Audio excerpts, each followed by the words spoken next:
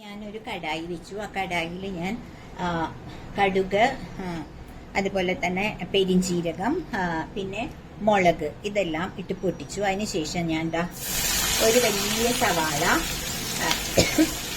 ഇടുകയാണ് കേട്ടോ.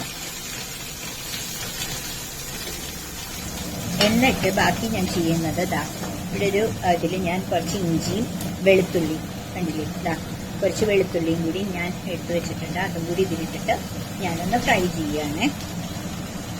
ഇത് നന്നായിട്ടൊന്ന് ഫ്രൈ ചെയ്യണം, അതുവരെ ഒന്ന് വെയിറ്റ് ചെയ്യണം കേട്ടോ.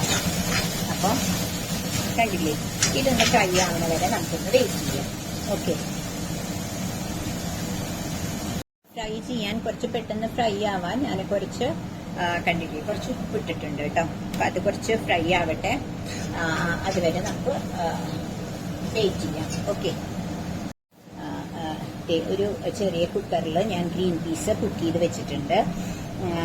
പിന്നെ ഇത് ഫ്രൈ ആയ ശേഷം ഞാൻ സ്റ്റെപ്പ് ബൈ സ്റ്റെപ്പായിട്ട് എങ്ങനെ ഉണ്ടാക്കാന്നുള്ളത് കാണിച്ചു തരാം കേട്ടോ.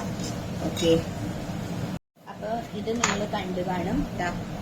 സവാള ഒരു ബ്രൗണിഷ് കളർ ചെറുതായിട്ടായി തുടങ്ങി. അപ്പം ഞാനൊരു 2 ചെറിയ ടൊമാറ്റോ ഞാൻ കട്ട് ചെയ്ത് വെച്ചിട്ടുണ്ടായിരുന്നു, അതും കൂടി ഇതിലേക്ക് ഇടുകയാണ്. അപ്പം അതും കൂടി നന്നായിട്ടൊന്ന് ഫ്രൈ ആവട്ടെ. ഓക്കെ, അപ്പം അതുവരെ നമുക്കൊന്ന് വെയിറ്റ് ചെയ്യാം. ഓക്കെ, ഞാൻ മഞ്ഞൾപ്പൊടി ഇട്ടു, അത് വീഡിയോ എടുത്തില്ല കേട്ടോ. അതെ, കുരുമുളക് പൊടി ഇട്ടു. അതിനുശേഷം ഞാൻ ഇടുന്നത് കാണിച്ചു തരാം. 1 സ്പൂൺ ഗരം മസാല ഇട്ടു. ഗരം മസാലപ്പൊടി കേട്ടോ, അത് മല്ലിപ്പൊടിയല്ല. പിന്നെ ഇത് മല്ലിയും മുളകും കൂടി ഉള്ളതാണ് കേട്ടോ, കാണിച്ചു തരാം. കണ്ടില്ലേ, മല്ലിയും മുളകും കൂടി ഉള്ളതാണ്. അപ്പം വേറെ അഡീഷണൽ മുളക് പൊടി ഇടണ്ട. അപ്പം അത് ഞാനൊരു 3 സ്പൂണ് എന്നിട്ട് നോക്കിയിട്ടിടാണ്. 3 സ്പൂൺ ഇട്ടിട്ടുണ്ട് കേട്ടോ. എന്നിട്ട് ഇതൊന്ന് നന്നായിട്ട് പച്ചമണം മാറണ വരെ നന്നായിട്ടൊന്ന് ഫ്രൈ ചെയ്യാം. ഓക്കെ, അപ്പോൾ അത് ഫ്രൈ ആവട്ടെ, അതുവരെ നമുക്കൊന്ന് വെയിറ്റ് ചെയ്യാം. ഓക്കെ, അപ്പോൾ ഓൾറെഡി നന്നായിട്ട് ഫ്രൈ ആയിട്ടുണ്ട്. അപ്പോൾ ഞാൻ ഗ്രീൻ പീസ് കണ്ടില്ലേ, ഗ്രീൻ പീസ് ഇവിടെ നല്ലവണ്ണം കുക്ക്ഡ് ആവണം, അതായത് നല്ലവണ്ണം ഫ്രൈ ആവണം. കുക്കാവണം നല്ലവണ്ണം. അപ്പൊ അത്രയും നന്നായിട്ട് ഞാൻ വേവിച്ചിട്ടുണ്ട് കേട്ടോ. ഇത് ഇങ്ങനെ കിടക്കണത് എനിക്ക് ഇഷ്ടമല്ല, അതുകൊണ്ട് ഞാൻ നല്ല രീതിയിൽ ഇത് കുക്ക് ചെയ്തിട്ടുണ്ട്, നല്ലവണ്ണം വേവിച്ചിട്ടുണ്ട് കേട്ടോ. കണ്ടില്ലേ, അപ്പോൾ കുറച്ച് ഈ ഗ്രീൻ പീസ് ഇരുന്ന് നന്നായിട്ട് കുറുകും. അപ്പം ഞാൻ കുറച്ച് വെള്ളം ഒഴിക്കുന്നുണ്ട് കേട്ടോ. ഇത് തിളപ്പിച്ച വെള്ളമാണ്, പൈപ്പിൽ നിന്ന് എടുത്ത് ഡയറക്റ്റായിട്ട് ഒഴിക്കില്ല കേട്ടോ, തിളപ്പിച്ച വെള്ളമാണത്. അപ്പോൾ എന്ത് കറി ഉണ്ടാക്കുമ്പോഴും നമ്മൾ ഇപ്പം ഗ്രീൻ പീസ് നന്നായി തിളച്ച് തുടങ്ങി.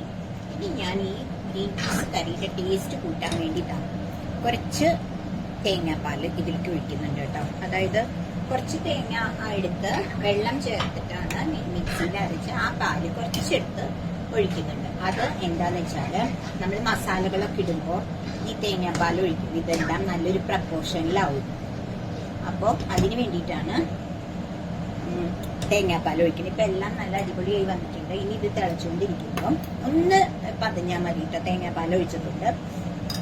ഞാൻ കുറച്ച് മല്ലിയിലയും കൂടി ഇതിലേക്ക് ഇടുകയാണ് കേട്ടോ.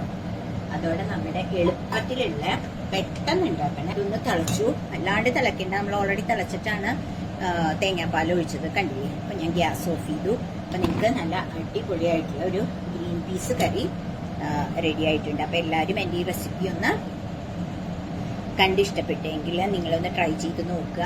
അതുപോലെ തന്നെ എൻ്റെ ചാനൽ നിങ്ങളൊന്ന് സബ്സ്ക്രൈബ് ചെയ്യണേ. കണ്ട് മാത്രം പോവല്ലേ കേട്ടോ, എല്ലാവരും ഒന്ന് കണ്ട് ഇഷ്ടപ്പെട്ടെങ്കിൽ നിങ്ങളൊന്ന് സബ്സ്ക്രൈബ് ചെയ്ത് ഷെയർ ചെയ്ത് ലൈക്ക് ചെയ്യണം കേട്ടോ. അപ്പോൾ ഞാൻ